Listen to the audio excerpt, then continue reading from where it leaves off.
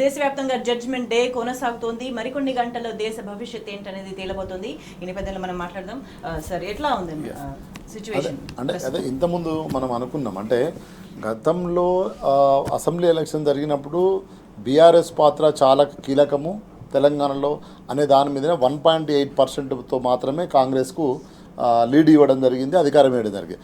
అదేవిధంగా అంతే స్థానంలో బీఆర్ఎస్ ఇక్కడ ఉండి ప్రతిపక్షం హోదాలో ఉండి ప్రజల గొంతు కావాలి, వాళ్ళు అటు ఇటు చేసినప్పుడు కర్రు కాల్చి వాత పెట్టడానికి బీఆర్ఎస్కు చేతుల స్పష్టంగా ప్రతిపక్ష హోదా ఇచ్చిండ్రు.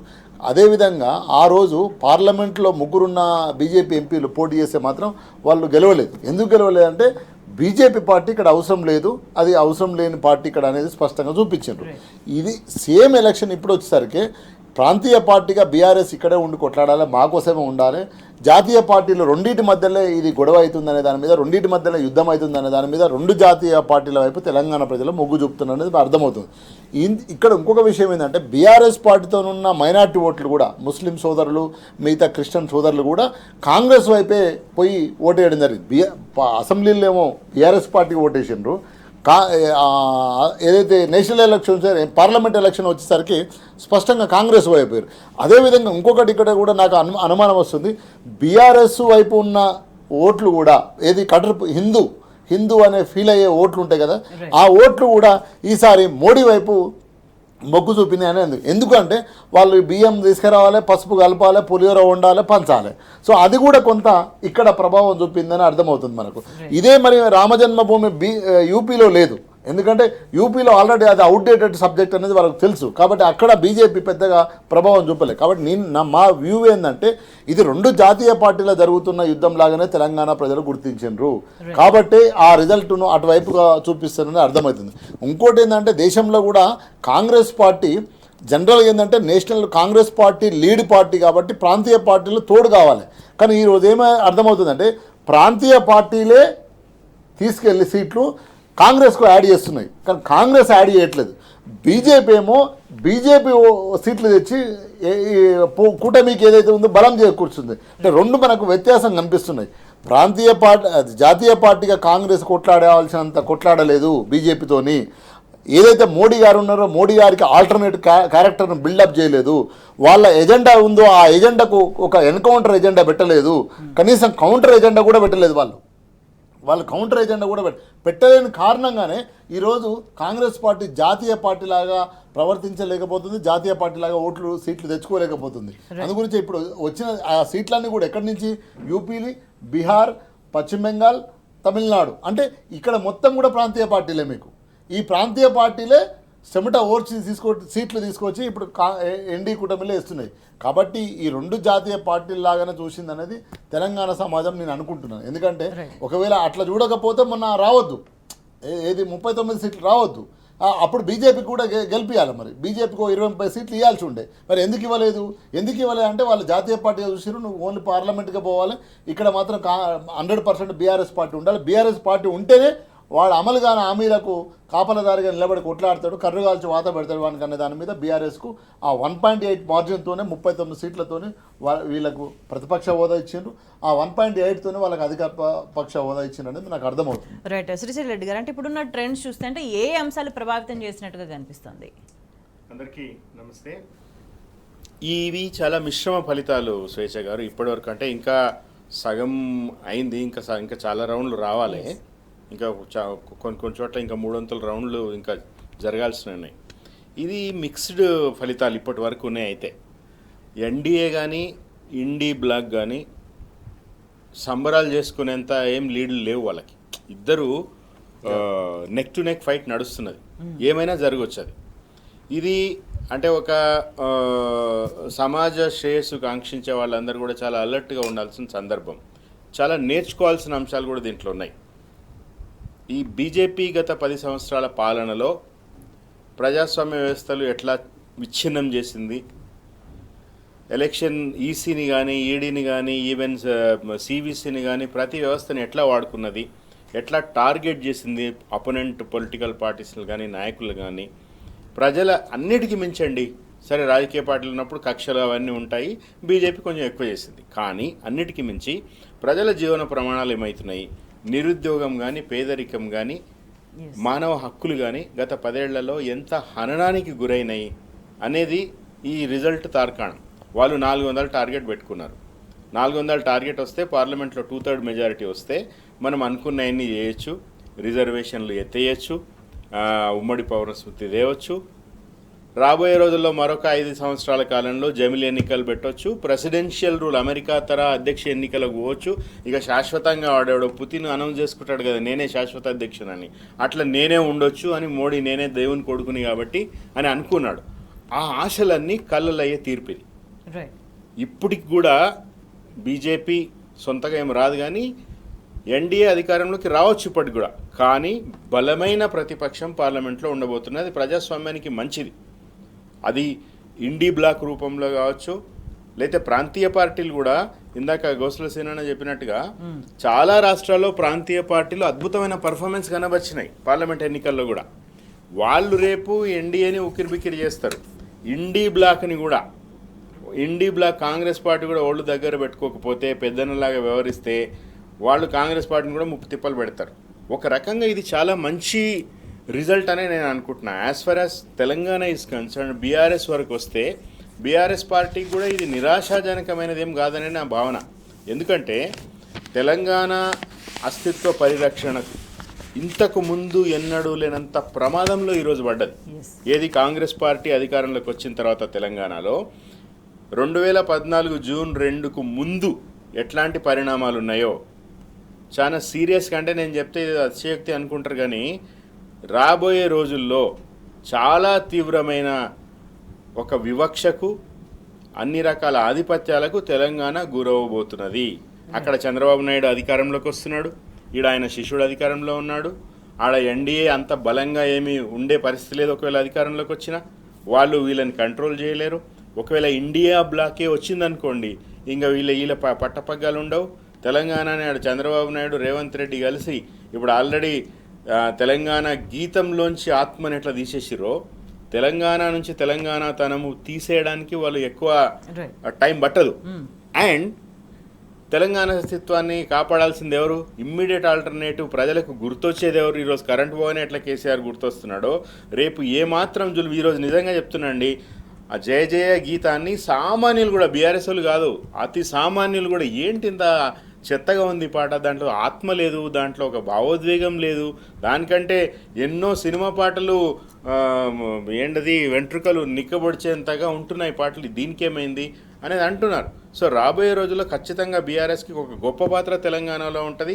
ఈరోజు ఎంపీ సీట్లు మరి తెలియదు, అది మొన్న కేసీఆర్ గారు అన్నారు ఆవిర్భావ దినోత్సవం రోజు, కొంతమంది 11 అని చెప్తున్నారు, మాకు 11 వస్తే పొంగాల్సిన పని లేదు, కొంతమంది 1 అంటున్నారు, ఒకడైతే మాకు 0 సీట్లే అని ఇచ్చిండు. సో ఏమన్నా రాని తెలంగాణకు సంబంధించి అయితే మనం గట్టిగా నిలబడతాం, కొట్టాడాల్సిన అవసరం ఉంది, బీఆర్ఎస్ మాత్రమే కొట్టాడుతుంది. సో సారాంశంలో నేను చెప్పేది ఏంటంటే ఈ ఫలితాలు అనేది మొత్తంగా భారతదేశానికి కానీ తెలంగాణ ప్రజలకు కానీ ఆలోచనలో పడేసే ఫలితాలు, మంచి పరిణామం అని నేను భావిస్తున్నాను. రైట్ శ్రీనివాస్ గారు, అంటే గత ఎలక్షన్స్తో కంపేర్ చేసుకుంటే కనుక ఖచ్చితంగా భిన్నమైన పరిస్థితులు ఉన్నాయి ఈసారి అని చెప్పుకోవచ్చా? 100% అదే కదా. ప్రజలు అంటే చాలా విప్లవాత్మకమైన ప్రాంతం తెలంగాణ ప్రాంతం. ఈ దేశంలో నాకు తెలిసి నేను చాలా దాదాపు 25 ఏళ్ళ నుంచి ఉద్యమాలలో ఉన్న, స్కూల్ లైఫ్ నుంచే ఉన్న, ఇంత చైతన్యమైన ప్రాంతం ఎక్కడ కనిపించదు. తెలంగాణ మొత్తం అన్ని 29 రాష్ట్రాల్లో చూసుకున్నా. ఎందుకు అంటే ఎట్లా ఇంత ప్రజల రిజల్ట్ కూడా ఎట్లా రిజల్ట్ ఇవ్వాలనో అట్లే ఇచ్చుకుంటూ వచ్చిండ్రు. ఇప్పుడు నేను ఒక ఎగ్జాంపుల్ చెప్తానండి. 1982లో బీజేపీ పార్టీకి 2 సీట్లు వచ్చినాయి ఈ దేశంలో.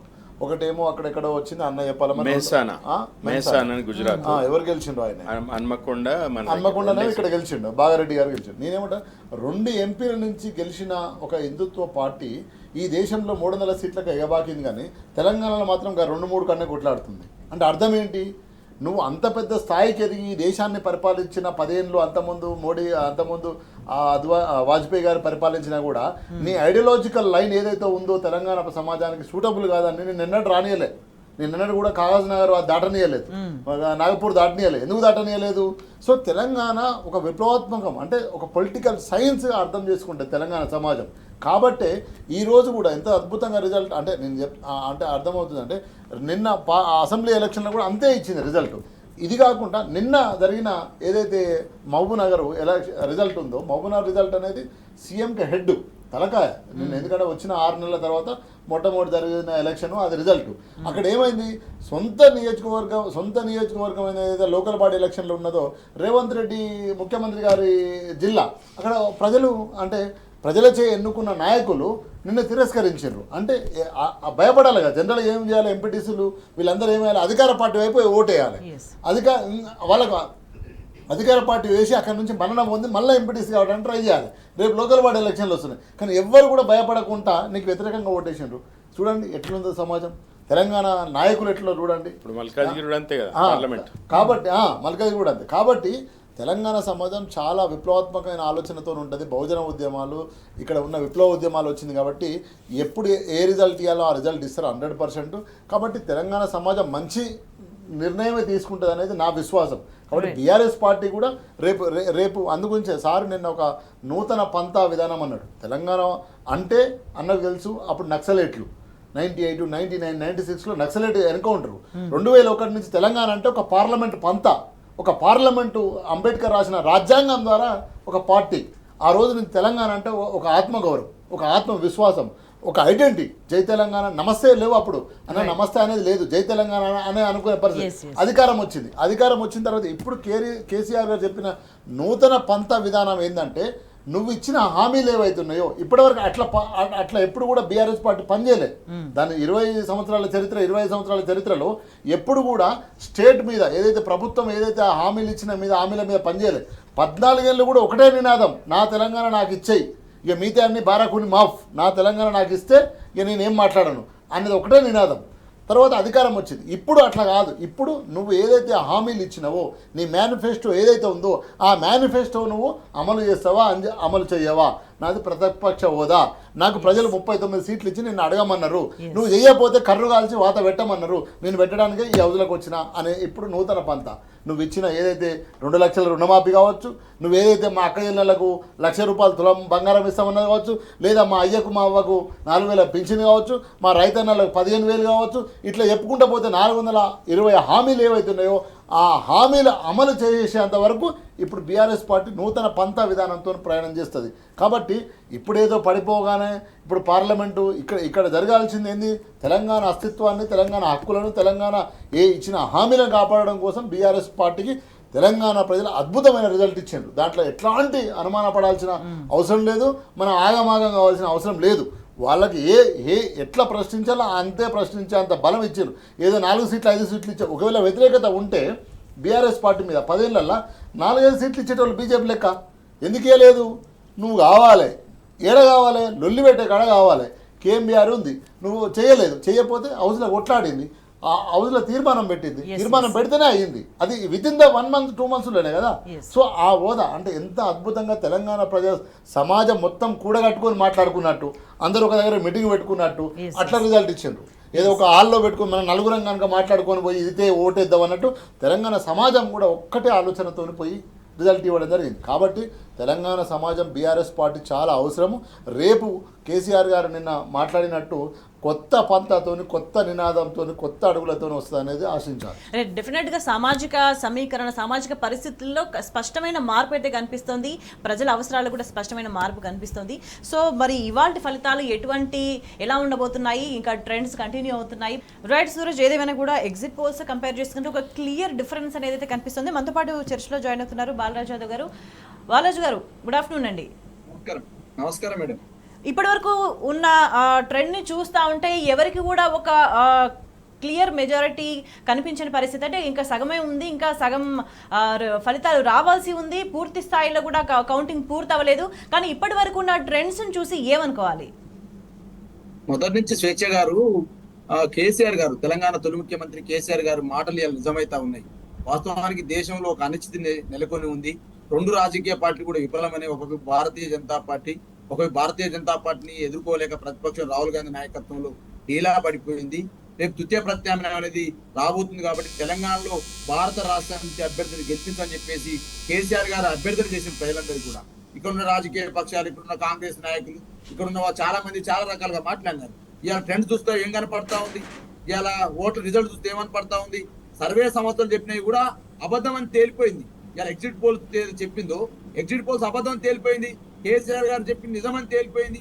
ఒకవేళ తెలంగాణ ప్రజలు భారతీయ జనతా పార్టీ కాకుండా కాంగ్రెస్ పార్టీ కాకుండా ఇవాళ తెలంగాణ రాష్ట్ర సమితి భారత రాష్ట్ర సమితికి ఇవాళ 12 నుంచి 14 స్థానాలు కేటాయిస్తే జాతీయ రాజకీయాల్లో ఇవాళ కేసీఆర్ గారు చక్రం తిప్పే అవకాశం ఉండే. ఇది ప్రజలకు అనేక సార్లు బస్ యాత్ర జరుగుతున్న సందర్భంలో కేసీఆర్ గారి నాయకత్వంలో అనేక మార్లు ప్రజలకు విజ్ఞప్తి చేసినారు. అసెంబ్లీ ఎలక్షన్ లో ఓడిపోయినప్పటికీ ఏం బాధపడాల్సిన అవసరం లేదు, ప్రజల గొంతుగా మేము ఉంటాము.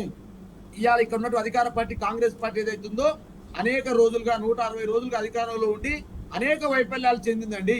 దేశవ్యాప్తంగా చూస్తేనేమో రాహుల్ గాంధీ వైఫల్యం చెందినాడు, కాంగ్రెస్ పార్టీ వైఫల్యం చెంది భారతీయ జనతా ప్రతిపాదనలో ఇక్కడ అధికారం ప్రజలిస్తే ఇక్కడ కూడా కనీసం మెజార్టీ సీట్లు కొట్టుకోని పరిస్థితి, మెజార్టీ సీట్లలో ఓట్లు పొందలేని పరిస్థితి, మెజార్టీ సీట్లు పొందలేని పరిస్థితి కాంగ్రెస్ పార్టీ వచ్చిందంటే 100కు 100% తెలంగాణలో రేవంత్ రెడ్డి నాయకత్వంలో కాంగ్రెస్ పార్టీ ఇక్కడ వైఫల్యం చెందిందని చెప్పేసి స్పష్టమైన ఇండికేషన్స్ ప్రజలు ఇచ్చినారు.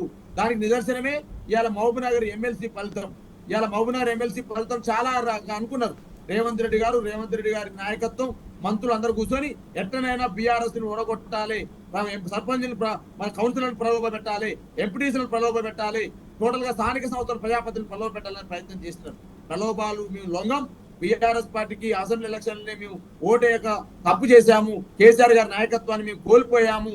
కేసీఆర్ నాయకత్వాన్ని కోల్పోవడం వల్ల ఇవాళ రైతాంగం ఏ విధంగా బాధపడతా ఉంది, ధాన్యం కొనుగోలు విషయంలో ఎటువంటి ఇబ్బందులు పడతా ఉన్నారు, ధాన్యం కొనుగోలుకి ఇస్తున్న బోనస్ ఎడిపోయింది. అదేవిధంగా మహిళలకు సంబంధించి ఎవరైతే సగం శాతం మహిళా ఓటర్లు ఉంటారు ఆ మహిళలకు సంబంధించి గత ఎన్నికల్లో కాంగ్రెస్ పార్టీ ఇచ్చిన 2500 రూపాయల హామీ ఎడిపోయింది, ఉచిత గ్యాస్ పథకం ఎడిపోయింది, అదేవిధంగా స్కూటీలు ఎడిపోయినవి, తులం బంగారం ఎడిపోయింది, అదేవిధంగా మహిళా వృద్ధాప్యులు ఎవరైతే ఉన్నారో వాళ్లకు పింఛను పెంచడం ఎడిపోయింది. ఈ అంశాలన్నీ బేరేజ్ వేసుకొని ఒకవైపు మహిళలు, ఒకవైపు రైతాంగం, ఒకవైపు యువకులు అయితే స్పెషల్ గా నిరుద్యోగ క్యాలెండర్ ప్రకటిస్తామని చెప్పేసి అన్నారు. నిరుద్యోగ క్యాలెండర్ రాలేదు. అదేవిధంగా నిరుద్యోగ భృతి అని చెప్పినారు. అసెంబ్లీ సాక్షిగా బట్టి విక్రమార్క గారు ఒక మాట మాట్లాడతారు, శ్రీధర్ బాబు గారు ఒక మాట మాట్లాడతారు. యూత్ డిక్లరేషన్ లో ప్రియాంక గాంధీ గారు వస్తారు, హైదరాబాద్ లో నిరుద్యోగ వృత్తి 4 ఇస్తామని చెప్తున్నారు. ఎలక్షన్ మేనిఫెస్టోలో ప్రకటించింది ఒకటి, ఇలా అమలు చేస్తుంది ఒకటి అని చెప్పేసి నిరుద్యోగులు కూడా ఇలా పెద్ద ఎత్తున రేపు ఎలక్షన్ ఏదైతే జరుగుతుంది రాకేష్ రెడ్డి గారు మరి పట్టభద్రుల ఎలక్షన్ లో విజయం సాధించబోతా ఉన్నాం. కాబట్టి ఇలా కాంగ్రెస్ పార్టీ యొక్క విధానాల పైన, కాంగ్రెస్ పార్టీ ప్రభుత్వం పైన ఒక తెలంగాణలే కాదండి, కర్ణాటకలో ఏంటండి ఇలా కర్ణాటకలో 6 గ్యారెంటీలని అక్కడ 5 గ్యారెంటీలని చెప్పినారు. అక్కడ విఫలమైంది కాబట్టి ఇక్కడ భారతీయ జనతా పార్టీ అక్కడ సక్సెస్ అయింది. అదేవిధంగా అనేక చోట్లలో ఇలా ఇండియా వ్యాప్తంగా కాంగ్రెస్ పార్టీ ఏదైతే ఉందో ఇలా దేశవ్యాప్తంగా ప్రతిపక్ష పాత్ర పోషించడంలో విఫలమైంది. కాబట్టి ఇవాళ ఏదో 228 ఇండియా కూటమికి వస్తే ఇలా కాంగ్రెస్ పార్టీ సంఖ్యలు గుద్దుకుంటా ఉంది. కానీ ఇవాళ డిఎంకే ఒకవైపు మెజార్టీ స్థానాలు సాధించింది, పశ్చిమ బెంగాల్లో టీఎంసీ విజయం సాధించింది, అదేవిధంగా బీహార్ లో ఆర్జేడీ మంచి పర్ఫార్మెన్స్ ఉంది, అదేవిధంగా ఉత్తరప్రదేశ్ లో ఎస్పీ ఉంది. కానీ కాంగ్రెస్ పార్టీ వైఫల్యం, కాంగ్రెస్ పార్టీ రాహుల్ గాంధీ చేసినటువంటి విధానాల వల్ల ఇలా కాంగ్రెస్ పార్టీకి దుర్గతి పట్టింది. ఇవాళ దేశవ్యాప్తంగా వాస్తవంగా కేసీఆర్ గారు చెప్పినట్టు ఇవాళ తెలంగాణ ప్రాంతంలో బీఆర్ఎస్ ఎంపీ అభ్యర్థులకు తెలంగాణ ప్రజలు ఒకరు ఓటు వేస్తుంటే వాస్తవంగా ఒక తప్పుడు విధానం చెప్పినారు. కేసీఆర్ పాత్ర ఏముండదు దేశంలో, ఈ బీఆర్ఎస్ పాత్ర ఏముంటది, 2 నేషనల్ పార్టీలో మాకు కాంగ్రెస్ కే అని చెప్పేసి కాంగ్రెస్, బీజేపీ కే అని చెప్పేసి బీజేపీ చెప్పింది తప్ప వాస్తవంగా కేసీఆర్ చెప్పిందే నిజమైంది కదా. ఇవాళ తృతీయ ప్రత్యామ్నాయం ఏర్పడేది. ఇవాళ ఎందుకు భారతీయ జనతా పార్టీ స్పష్టమైన ఆధిక్యం లేదు, కాంగ్రెస్ పార్టీకి 90 ఉన్నవి, మిగతా ఏదైతే ప్రాంతీయ పార్టీలు ఏదైతున్నాయో ఇవాళ పెద్ద ఎత్తున మరి పర్ఫార్మెన్స్ చూపిస్తున్న సందర్భంలో ఇలా బీఆర్ఎస్ అభ్యర్థులను గెలిపిస్తే ఇలా కేసీఆర్ గారి యొక్క పాత్ర, తెలంగాణ పాత్ర ఇలా దేశవ్యాప్తంగా ఉండేది అనేటువంటి అంశం ఏదైతే ఉందో వాస్తవం నిరూపితమైందని చెప్పి ఈ ట్రెండ్ చూస్తా ఉంటే ఆఖరి నిమిషం వరకు ఉత్కంఠ కొనసాగే విధంగానే కనిపిస్తుంది. శ్రీశైల్ గారు, అంటే బీజేపీ మొన్నటి వరకు కూడా ప్రచారం చేసుకున్న దానికి ఉన్న వాస్తవ క్షేత్రస్థాయిలో ఉన్న పరిస్థితికి డిఫరెన్స్ ఉంది అనేది ఇప్పుడు జరుగుతున్న దాన్ని బట్టి చూస్తే చాలా క్లియర్ గా కనిపిస్తుంది. అంటే వాళ్ళు ఇది మాకు పలానా ప్లేసులు కంచుకోటలు, ఇక్కడ మాకు తిరుగులేదు, ఇక్కడ అసలు కష్టపడాల్సిన అవసరమే లేదు అనుకున్న చోట్ల కూడా భిన్నమైన ఫలితాలు కనిపిస్తూ ఉన్నాయి. అట్లా ఎవరంటారంటే ప్రజల విచక్షణ మీద గౌరవం లేని వాళ్ళు అంటారు. మాదే రాజ్యం, మాకు తిరుగులేదు అని అనుకున్న వాళ్ళందరూ కూడా మట్టిలో కొట్టుకుపోయినరు. అదే జరిగింది. ఇప్పుడు ఈ కాంగ్రెస్ పార్టీ కానీ బీజేపీ కానీ మేము జాతీయ పార్టీలము అని క్లెయిమ్ చేసుకున్న 2 పార్టీలకు కూడా ఈ ఎన్నిక గుణపాఠం. ఇప్పుడు బీజేపీకి ఎక్కడైతే వాళ్ళు అధికారంలో ఉన్నారో, రాష్ట్రాల్లో ఏ రాష్ట్రాల్లో బీజేపీ అధికారంలో ఉందో అక్కడంతా చాలా పూర్ పర్ఫార్మెన్స్ ఉంది ఇప్పుడు వాళ్ళది. ఎక్కడైతే బీజేపీ ప్రతిపక్షంగా ఉందో, అంటే ఇప్పుడు కర్ణాటక కావచ్చు, తర్వాత తెలంగాణ కావచ్చు, ఎక్కడైతే ప్రతిపక్షంలో ఉందో వాళ్ళు బెటర్ పర్ఫామ్ చేస్తున్నారు. అంటే మీరు 10 సంవత్సరాలు భారతదేశము ఏక్ భారత్ శ్రేష్ఠ భారత్ మీరు ఊదరగొట్టమని అబద్ధాలని తెలిసిపోయింది. ఉత్తరప్రదేశ్లో చూసుకున్నా, మీకు బీహార్లో చూసుకున్నా, ఒరిస్సాలో చూసుకున్నా, ఎక్కడ చూసుకున్నా కూడా పూర్తిగా ఎల్లకిల్ల పడిపోయింది బీజేపీ పార్టీ. ఈరోజు కాంగ్రెస్ పార్టీ కూడా ఇందాక బాలరాజన చెప్పినట్టుగా కాంగ్రెస్ పార్టీకి సొంతగా అంత సీనేం లేదు ఈరోజు. వాళ్ళకి ఏవైతే సీట్లు వస్తున్నాయో ఇవన్నీ కూడా ప్రాంతీయ పార్టీల బలం. ఒక విషయం ఈ ఎన్నిక చాలా స్పష్టంగా ప్రూవ్ చేస్తున్నది. ఈ దేశానికి సంబంధించి మన ఫెడరల్ స్ఫూర్తి ఏదైతుందో కేంద్రము రాష్ట్రాలు, బీజేపీది కానీ జాతీయ పార్టీ కాంగ్రెస్ వాళ్ళ విధానం ఏముంటుందంటే బలమైన కేంద్రం ఉండాలి, వీక్ రాష్ట్రాలు ఉండాలి. అది ఫెడరల్ స్ఫూర్తికి విఘాతం. అది కాంగ్రెస్ అదే చేసింది గతంలో.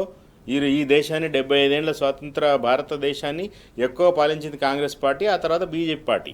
వాళ్ళు వ్యవస్థలన్నీ విచ్ఛిన్నం చేసిన తర్వాత ఈరోజు ప్రజలు ఈ పర్టికులర్ లోక్సభ ఎన్నిక చాలా చాలా చాలా కనువిప్పు జాతీయ పార్టీలకు అనుకుంటున్నాయి. ఎందుకంటే చాలా బలమైన రాష్ట్రాలు ఇప్పుడు తయారైనాయి, చాలా బలమైన. This is very good for democracy. రాష్ట్రాలు అస్తిత్వం కోసం కూడా పోరాడుతున్న పరిస్థితి. ఖచ్చితంగా అస్తిత్వం కోసం పోరాడుతుంది. ఇప్పుడు వీళ్ళు రామజన్మభూమి అని, రాముడని ఆయన చుట్టే మొత్తం రాజకీయాలు తిప్పిన ఉత్తరప్రదేశ్లోనే అయిపోయింది కదా. వాళ్ళేం బిలీవ్ చేస్తలేరు కదా. ఇప్పుడు యూపీ ప్రజలు పక్కనే రామాలయం పెట్టుకుని, వాళ్ళు రాముడిని పక్కనే పెట్టుకుని వాళ్ళ జీవితాలు ఎట్లున్నాయనేది చూస్తున్నారు కదా. సో కాబట్టి ఏంటంటే ఇక్కడ ఏదైతే ప్రతిపక్షంలో బీజేపీ ఉందో అధికార పార్టీల మీద ఉన్న యాంటీ ఇన్కంబెన్సీ వల్ల పనిచేసే వాళ్ళకి సీట్లు పెరిగినాయి తప్ప వాళ్ళు చేసింది ఏం లేదని తేలిపోయింది. First point. 2, ఇద్దరు జాతీయ పార్టీలకి ఇది హెచ్చరిక. మీరు ఒండ్లు దగ్గర పెట్టుకోకపోతే ఇవి కూడా ఇయ్యం మీకు రాబోయే రోజులలో. బలమైన రాష్ట్రాలు వాళ్ళ అస్తిత్వాలు, వాళ్ళ హక్కుల ప్రయోజనాలు ఎవరైతే దృష్టిలో పెట్టుకుంటారో. ఇప్పుడు 3 పరిణామాలు జరగబోతున్నాయండి. మోడీ ప్రధానమంత్రిగా దిగిపోయి ఇంకొకరు వస్తారు. ఎవరు వస్తారో తెలియదు కానీ మోడీ రాడు. That is very clear. 2, మన పక్కన చంద్రబాబు నాయుడు సీఎం కాబోతున్నారు. తెలంగాణలో కూడా సీఎంని తప్పించి ఇంకో సీఎం వస్తారు. ఎవరు వస్తారో తెలియదు. ఈ 3 జరిగిపోతాయి. ఇది ఒక అంటే మేధావులకి, విశ్లేషకులకి, ముఖ్యంగా వామపక్ష భావజాలం ఉన్న వాళ్ళకి, గత 10 సంవత్సరాలలో కేసీఆర్ని టార్గెట్ చేసిన వాళ్ళకి నేను ఒక సూచన, ఒక హెచ్చరిక కూడా చేయదలుచుకున్నా. మీరు ఏదైతే అన్యాయంగా పర్సనల్ పగతో, వెంజెన్స్తో మీరు కేసీఆర్ గారి మీద ఏదైతే దాడి చేసిండ్రో, ఆయన నియంతని, ఆయన ఎవరికి టైం ఇయ్యడని, ఇట్లాంటివన్నీ మాట్లాడినా వామపక్ష అతివాద వామపక్షాలు కావచ్చు, మేధావుల రూపంలో ఉన్న వాళ్ళు కావచ్చు, ప్రొఫెసర్లు కావచ్చు, మీరు అది మాట్లాడి ఏం చేసిరంటే ఒక డెమోక్రటిక్ వాయిస్ని నొక్కేసిరు. మీరు బీఆర్ఎస్ పార్టీ అనే ఒక సెక్యులర్, ఒక డెమోక్రటిక్ వాయిస్ని మీరు నొక్కేసినరు. కాంగ్రెస్ గ్రాఫ్ ఏమో పడిపోయి బీజేపీకి మీరు పురుడు పోస్తున్నారు, బీజేపీకి మీరు ఊపిరిస్తూ ఉన్నారు.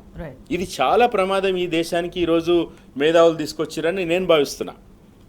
వీళ్ళకంటే బీజేపీ పాలిత రాష్ట్రాలు కావచ్చు, వెనుకబడిన, మనం ఎప్పుడు చెప్తుంటాం వెనుకబడిన ఉత్తరాది రాష్ట్రాలు, ఏది దక్షిణాది కంటే వెనుకబడిన ఉత్తరాది రాష్ట్రాలు ఈరోజు బీజేపీకి లెసన్ చెప్తున్నారు.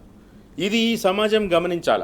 ముఖ్యంగా ఎవరైతే తెలంగాణ వరకు వస్తే ఎవరైతే మేధావులు, బుద్ధిజీవులు, బుద్ధి లేని జీవులు ఎవడెవడైతే ఉన్నాడో వాళ్ళు కళ్ళు తెరవాల్సిన అవసరం ఉన్నది. బీజేపీ మరింత బలపడకుండా చూడాల్సిన అవసరం ఉన్నది. ఈ పరిణామం మంచిదే, అందరూ కూడా ఒళ్ళు దగ్గర పెట్టుకునే పరిణామమే. అటు బీజేపీ ఇప్పుడు గవర్నమెంట్లో ఎన్డీఏ వచ్చినా, ఇండీ బ్లాక్ వచ్చినా కూడా ఇద్దరు కూడా చాలా అంటే ప్రతిపక్షం బలంగా ఉంటుంది కాబట్టి, ముఖ్యంగా ప్రాంతీయ పార్టీలు చాలా బలమైన ప్రాంతీయ పార్టీలు ఉన్నాయి కాబట్టి అందరిని ఒక ఆట ఆడిస్తారు. And that is good for democracy.